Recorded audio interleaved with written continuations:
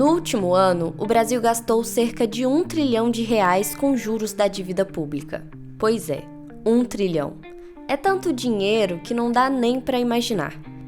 E sabe onde foi parar toda essa grana? No bolso de quem já tem tanto que sobra, grandes bancos e investidores. Só para termos uma ideia, no mesmo período, o programa Minha Casa Minha Vida, que investe em moradia popular, recebeu cerca de 18 bilhões de reais. Ou seja, foi gasto 55 vezes mais com juros do que foi investido em moradia. E aí a pergunta que fica é: quem está pagando essa conta? Você está ouvindo Construindo o Bem Viver, programa da Rádio Caritas, um podcast feito para quem deseja ver o direito brotar como fonte e correr a justiça qual riacho que não seca. Eu sou a Mia Vieira, jornalista, militante e comunicadora popular na Caritas Minas. Sejam todas e todos bem-vindos ao nosso episódio de estreia, que marca também o início do programa Construindo o Bem Viver. Antes de começar com o tema principal, a gente precisa voltar um passo para entender a origem deste quadro. Afinal, o que significa construir o bem viver? O termo bem viver vem de uma sabedoria ancestral, que nasce nas comunidades indígenas da América Latina, principalmente dos povos Quechua, Aimará e Guarani. É um jeito de viver e compreender o mundo. Num lugar de uma vida baseada em lucro e consumo, contrapondo o modelo dominante, o bem viver propõe olhar para as relações entre as pessoas enquanto parte da natureza e em conexão com o território e com a memória. Essa forma de ver o mundo tem sido retomada por movimentos sociais e por organizações populares desde a virada do século, nos anos 2000, como horizonte para repensar a política, a economia e conviver em equilíbrio. Isso tudo para dizer que a ideia do programa é para construirmos juntos um espaço de valorização ao modo de vida mais justo e sustentável. Pronto, agora que a gente já entendeu o que está por trás do bem viver, bora começar essa conversa. Quando a gente escuta viver bem é direito, parece até meio óbvio, só que não. Por exemplo, quando uma família de baixa renda recebe auxílio para pagar o gás ou garantir a alimentação básica, ela não está sendo favorecida, está acessando um direito básico, o de viver com dignidade. E esse direito começa com moradia, educação, saúde, alimentação. Isso é subsistência. No livro Quarto de Despejo, Diário de uma Favelada, Carolina Maria de Jesus relata: a pior coisa do mundo é a fome. Como é horrível ver um filho comer e perguntar: tem mais? Esta palavra, tem mais, fica oscilando dentro do cérebro de uma mãe que olha as panelas e não tem mais. Quando a estrutura econômica prioriza o pagamento de dívidas que beneficiam os mais ricos ao invés de garantir políticas públicas, a conta da desigualdade aumenta e a fome também. É aí que entra a campanha que embasa esse e os próximos 2 episódios: transformar a dívida em esperança.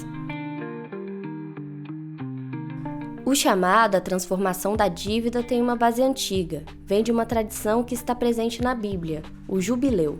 Na cultura judaico-cristã, o jubileu era um termo marcado por práticas de justiça social. A cada 50 anos, as dívidas eram perdoadas, as terras voltavam às famílias de origem, quem tinha sido escravizado era libertado. Esse era um jeito de evitar que a desigualdade se tornasse permanente. Papa Francisco dizia que, se realmente quisermos preparar no mundo o caminho da paz, esforcemo-nos para remediar as causas que geram as injustiças, cancelemos as dívidas injustas e impagáveis. É esse espírito que inspira a campanha Transformar a Dívida em Esperança. Samuel da Silva, secretário da Caritas Minas, é um dos entrevistados da nossa série especial. Ele traz um panorama da campanha da dívida. No documento A Esperança Não Falha, que é o documento base do jubileu que o Papa Francisco escreve, tem um ponto específico que ele chama a atenção para o peso das dívidas nos países, principalmente os países mais pobres, né?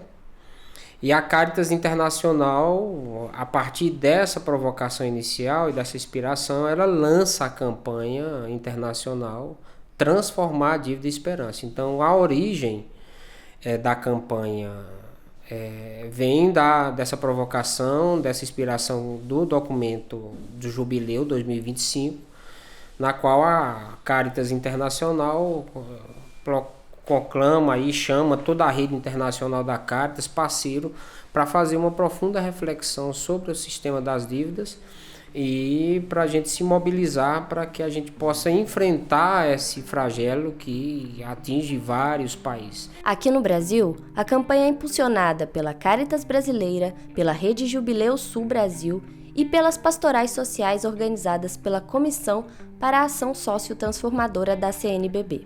Segundo o último relatório, o Estado da Segurança Alimentar e Nutrição no Mundo, divulgado pelas Nações Unidas, cerca de 733 milhões de pessoas passaram fome em 2023, o equivalente a uma em cada 11 pessoas no mundo. A campanha propõe reverter essa lógica. No lugar de juros para o mercado e os grandes bancos, os recursos públicos devem ser direcionados para garantir vida digna à população. São 3, os objetivos principais. O primeiro deles é o cancelamento. A maioria dessas dívidas são injustas. Foram muitas vezes contraídas através de pressão que os países ricos e principalmente o sistema financeiro internacional fazem aos países em processo de desenvolvimento. Então, o objetivo é o cancelamento imediato dessas dívidas, como todo jubileu pede, Muitas vezes, quando vem qualquer negociação imposta pelo sistema financeiro internacional e pelos países ricos, vem pedindo, por exemplo, que se venda empresas estatais, arroche as condições de vida da população, principalmente com aumento de impostos e tal. Então, o segundo objetivo é que a gente tenha essa renegociação sem a imposição de qualquer medida econômica para os países no processo de empobrecimento. E o terceiro tem a ver com profunda reflexão e discussão sobre o sistema que vem sendo implantado das dívidas, que está muito vinculado ao sistema financeiro internacional. Então, o que se pede é que tenha, por exemplo, o acompanhamento da Organização das Nações Unidas no monitoramento, na fiscalização, no controle, para que esses processos do sistema da dívida não fujam do controle e sejam aí controlados por bancos que impõem suas vontades, seus desejos aos países mais necessitados. Uma das principais ferramentas dessa mobilização é um abaixo-assinado global, ou seja, uma adesão livre, espontânea e consciente em que as pessoas do mundo todo são chamadas para dizer que concordam com os 3 pontos da campanha. Em 2000 nós tivemos um plebiscito contra a dívida externa e aí 25 anos depois aqui no Brasil a gente volta a conversar sobre isso e 25 anos depois a gente teve, na verdade, um aumento estratosférico aí, um aumento grande da dívida. Hoje pagamos mais dívida do que a gente pagava lá em 2000. Então a ideia é que a gente possa mobilizar o maior número de pessoas para aderir à petição, mas principalmente para que a gente possa conversar com as comunidades, com a população em geral, sobre os impactos negativos que a dívida tem na vida das pessoas, principalmente das pessoas mais empobrecidas. Bem viver é construído quando o básico está posto à mesa, quando o direito vem antes da dívida, quando a vida vale mais do que o lucro. Junte-se a nós e assine a petição online. O link está disponível na descrição do episódio e nas redes sociais. O Instagram da Regional Minas é @caritasmg. No próximo episódio, a gente vai desdobrar algumas camadas dessa conversa. Vamos entender como a dívida injusta impacta de forma desproporcional os países do sul global e o que está por trás disso. Segue a Rádio Caritas e acompanhe nossas redes. Até a próxima. Fui!